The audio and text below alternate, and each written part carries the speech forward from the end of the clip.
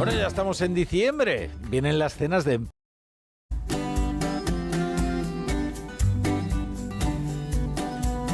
Bueno, ya estamos en diciembre. Vienen las cenas de empresa y luego llega la Navidad. Y ya saben que hay fama de que se producen muchas discusiones en las cenas familiares. No hablen ustedes de política. Alguna vez nos hemos planteado cuántas veces discutimos y, lo que es más importante, cuántas veces podríamos haber evitado discutir. Porque si analizamos en detalle, por ejemplo, las últimas 30 discusiones que hayamos tenido, veríamos que apenas han servido para cambiar algo, a pesar del esfuerzo, a pesar del desgaste y del mal cuerpo que a veces se nos queda cuando nos calentamos demasiado en la discusión. Hoy vamos a abordar cómo lograr ese difícil equilibrio entre dialogar, argumentar, ceder, no ceder e intentar alcanzar acuerdos razonables e incluso cambiar de opinión. Se ha dado la circunstancia extraña de que alguien en una discusión ha llegado a cambiar de opinión, no jamás en una tertulia, pero en una discusión sí. Y ya tenemos a María Jesús Álava, nuestra psicóloga, al otro lado de la línea. ¿Qué tal, María Jesús? ¿Cómo estás? Muy bien, muy buenas noches. Es que es verdad, cambiar de opinión es muy sano, indica que hay una mente opinión, abierta, claro. Bueno, indica flexibilidad, efectivamente, no lo suele hacer muchísima gente. Lo malo es cuando te dicen una cosa y luego hacen la contraria y te dicen que es que han cambiado de opinión. Eso son otras cosas diferentes. Eso es otra historia. Oye, eso es otra historia. Las discusiones pueden ser necesarias para exponer nuestras opiniones, es decir, no es necesariamente malo discutir, ¿no? A ver, las discusiones no son un buen medio para exponer nuestras opiniones. Fíjate, de hecho, la psicología nos enseña que las discusiones, desde luego, no facilitan acuerdos. Al contrario, lo que provocan son rechazos, sentimientos encontrados, emociones negativas, que la verdad es que, lejos de ayudar, dificultan al máximo el entendimiento. Es cierto que a veces nos encontramos con personas que parecen disfrutar con la controversia, fíjate, y elevan en cuanto pueden la tensión a su alrededor. Pero esas personas lo que demuestran es falta de control y en ocasiones una mal disimulada agresividad, que desde luego intentan camuflar bajo argumentos cargados de manipulación que no de razón. Es importante que cuando nos encontremos con ese prototipo de personas no caigamos en el error de entrar en la discusión, porque ahí siempre perderemos. Ellas son maestras en la batalla de la confrontación. Y recordemos que su objetivo es crear tensión, no quieren razonar, solo pretenden imponer y en muchos casos, desde luego, humillar. Con lo cual, dices, ¿las discusiones es un buen medio? En general, no.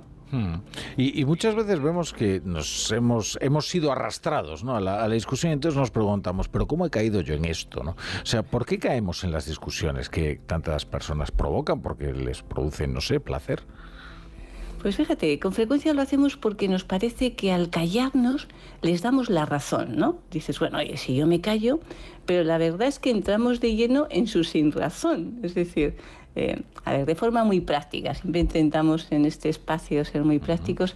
Vamos a intentar ofrecer algunas claves que nos pueden ayudar a romper ese círculo que nos lleva, pues, de alguna manera a una insatisfacción, ¿no? Fíjate, yo pediría un poquito a nuestros oyentes que a partir de hoy, antes de discutir, recordemos que si queremos razonar, no discutamos, argumentemos, que es muy diferente.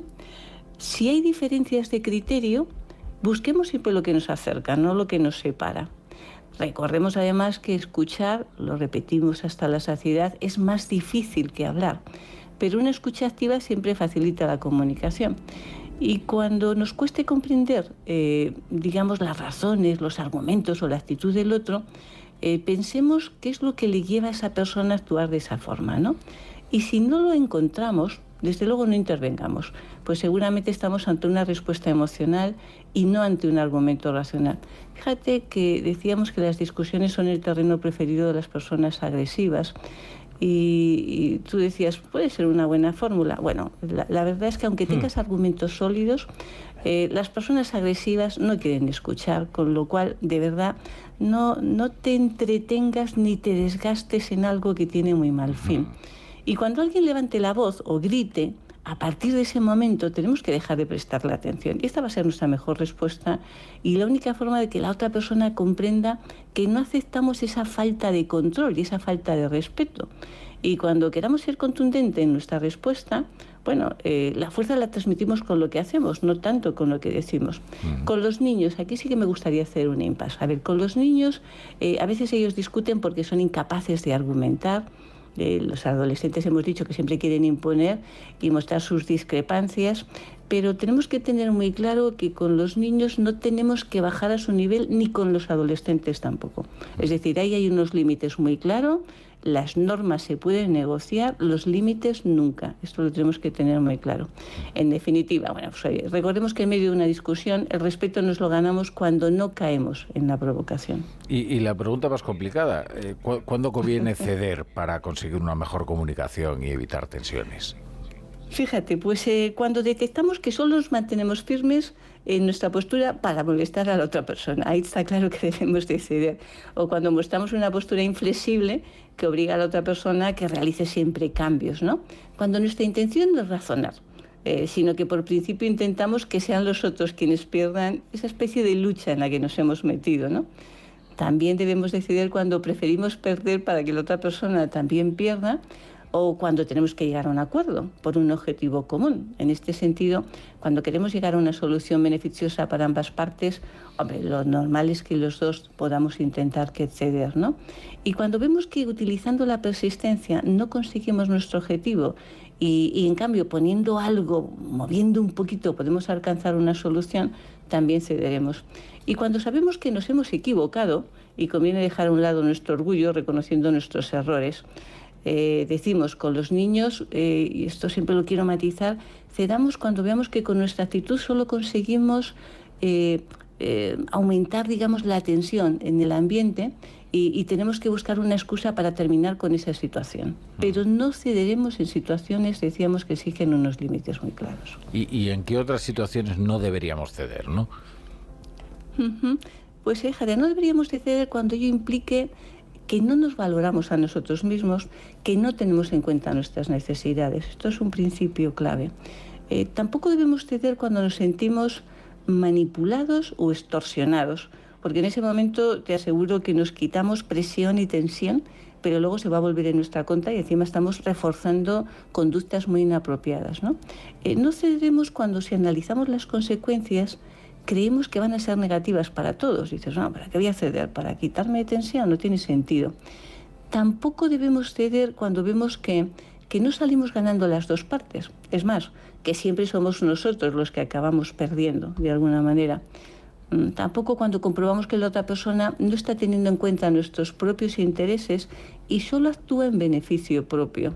Pero cuidado, no hay que ceder impulsivamente, sin reflexionar sobre cuál es el objetivo final, las circunstancias, nuestros intereses, los de la otra parte, y no hay que ceder cuando la otra persona se muestra inflexible y la imposición de su criterio significa una humillación o una cesión irrenunciable de derechos por nuestra parte. Bueno, y tenemos 30 segunditos, María Jesús, para una reflexión final. Venga, la reflexión final. Algunas personas buscan siempre el conflicto y la pelea. Están cómodas, provocando tensiones, generando confrontación. Son incapaces de razonar, su foco es la agresión y la imposición.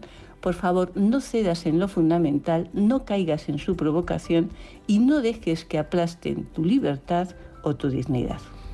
Muy bien, María Jesús, pues un abrazo. Un abrazo enorme. Y no discutamos en diciembre, que es un mes muy proclive. Bueno, se lleva mucha fama. Se lleva mucha fama. Y hay muchas discusiones de verdad.